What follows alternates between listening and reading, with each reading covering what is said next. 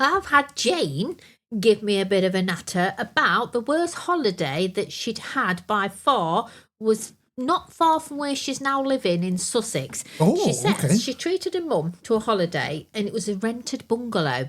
It was absolutely filthy and she had to clean it through completely before they could even think of moving into it.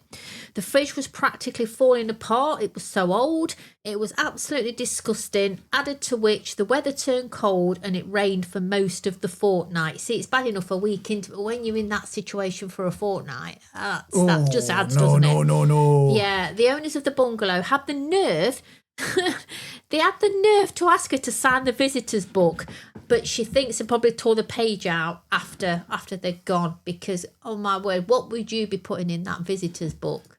You'd be honest, but not too honest, I think is the way I put it. So you go, yeah, it wasn't the greatest of holidays, but, and then you put some mitigating bits into it as well, even though there probably weren't any mitigating bits whatsoever. Talking about mitigating, Paul Storer's been in touch because he shared a story with us last week about how the holiday went sideways for him when he ended up in hospital, and he thought he'd explain it a bit further than he did previously. So carrying on from last night, I can explain better that having the ulcer and being on blood thinners is not a good combination. Tuesday, 2 a.m. I was admitted. 6 p.m. I had the endoscopy down my throat, which is not nice. No. They call it endoscopy because it can go in either end. Yes. And it's not joyful. I'll tell you that. I don't know which end I prefer. Neither, really. But, I mean, if you think about that, which end would you prefer? I don't think there is an end you prefer. I think you accept what you're given on that one. You just put up with it. Not nice. Numerous blood transfusions later. I was discharged on Monday, following Saturday, readmitted with the same procedure, discharged on Wednesday, came home on Saturday. So that's a lot of time in hospital there. And during both admissions, my veins had collapsed, black and blue all over from the cannulas, and now I'm putting up a pic. Hope you're not squeamish. If you want to need to send a separate message, my poor Jenny. Oh, okay, so it all went sideways there. Did he send the picture? I think he did, yes. I might have blanked it out of my mind. Oh, sorry about that. Sorry. Was it just a bit too much for you, the picture, was it? Do you know what? I don't remember the picture. Oh, did you send the picture? It was that strong, was it? Okay, yeah. Poor Jenny had to clean it up and she was stuck in a caravan for the whole 3 weeks as her sense of direction is terrible. Luckily, she managed to find her way to the hospital. Nightmare it was. Yeah, that's not exactly one of those holidays you look back fondly in memory of, and you get the old slide projector out and you go, come around, family. I will share my great holiday experience. Admittedly, we were asking for people to share their holiday experiences staying within Britain. But, coming on this great voyage to visit Boston Hospital. Click, click, click, click. Yeah, I'm sorry to hear it, Paul. Sorry you went through it, but no, not great.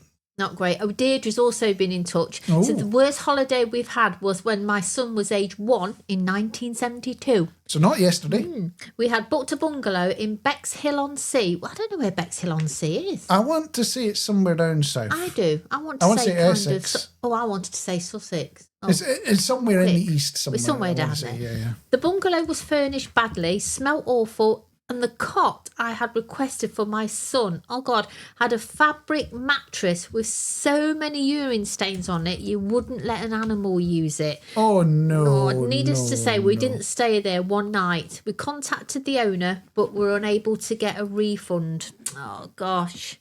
Yeah, not great. I've just had a look. It is in Sussex, you're right. It's Sussex. I would be wrong on that one. So we've learned, based on evidence from going in 1972, a certain bungalow in Bexhill-on-Sea is not worth a visit. Not worth a visit. That's if that bungalow's still there. I wonder if it is. We'll have to find out. Sire Marc and Johnson was on holiday in Newquay, staying in a tent, which was meant to be a surfing holiday. I'm guessing it turned into something else the way this is going. First day I went out surfing and badly damaged my ankle and ended up on crutches all week. Was in a lot of pain and camping was miserable. Try and use the showers and toilets. Then had to be driven down to the beach as the weather was bad, had to sit in the car for 7 hours, again in misery. And the ex-boyfriend got fed up driving me around as he couldn't drink. He also had to drive all the way home, which took ages. That's the problem with adventure holidays and also exercise. If you do sports, you get sports injuries. So if you don't do sports, you don't get sports injuries.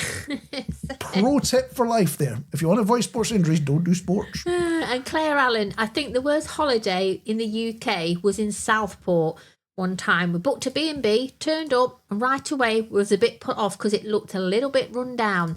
Okay, fine, the room might be okay. The bloke who ran the place was a bit scary too. The wardrobe doors were hanging off, but the worst thing was there was a spy hole. Someone had clearly whacked a hole in it and the door didn't lock. I almost cried, and the carpet was really sticky too. So we didn't unpack our gear. I just ran downstairs and disappeared. We drove around until we found a nicer looking place. Good job we hadn't paid up front as well. Well, yeah, that's true, isn't it? Yeah, sometimes I think it happens. I don't know, does it happen more now or does it happen less now? When you see, it used to be in a brochure, but nowadays you see it on a booking site and you go, oh, that looks like a lovely hotel. You book it and you're getting all a bit excited for your holiday. You turn up and it's, oh, okay, this is nothing like they told us it was going to be. And it ends up being a horrible, miserable experience. There's usually more friends in the room than you were expecting. Yes. Usually non-human. Although I wouldn't write off the idea of having human friends in there as well. It is possible. It has happened. And if there's anything like one work trip I went on a very, very long time ago to Brighton of all places, there is velvet on every surface of the hotel. No idea what was going on there. Properly weird.